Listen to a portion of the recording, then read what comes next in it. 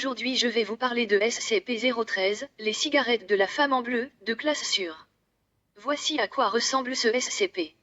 SCP-013 est un ensemble de 242 cigarettes ayant tous les mots Blue Lady comme inscription manuscrite dessus à l'encre bleue.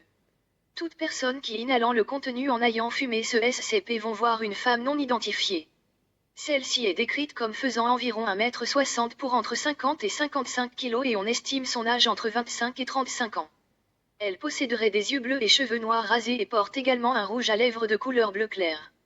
Puis le consommateur commencera par percevoir ses réactions comme si c'était celle de cette demoiselle inconnue. Les semaines suivantes, le sujet va mentalement croire que son corps et ses traits sont sur le point de se modifier pour correspondre de plus en plus à l'apparence de cette femme. Cet effet reste permanent sans retour en arrière même si ces changements sont juste au niveau de sa perception et non réels. La découverte de 013. L'ensemble de ces cigarettes ont été trouvées rangées dans un grand carton après une fouille rapide dans l'appartement d'un homme nommé Ian Mile qui s'était mis fin à ses jours. Celui-ci a été retrouvé mort d'une overdose acide à son bureau et ayant une note écrite dans la main. Le texte de la note.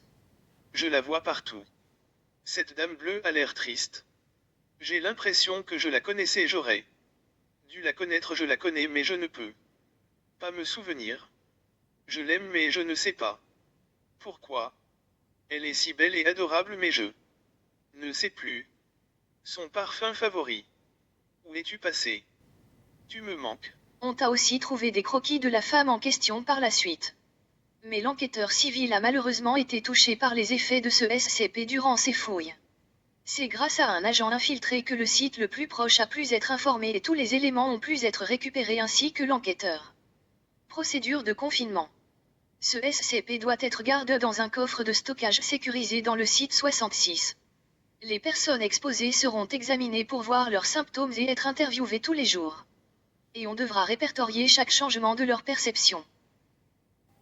Pour ceux qui veulent lire d'archives de ce SCP sans avoir à aller sur le site internet de la Fondation SCP, je vous invite à stopper la vidéo pour pouvoir lire tranquillement. Bonne lecture.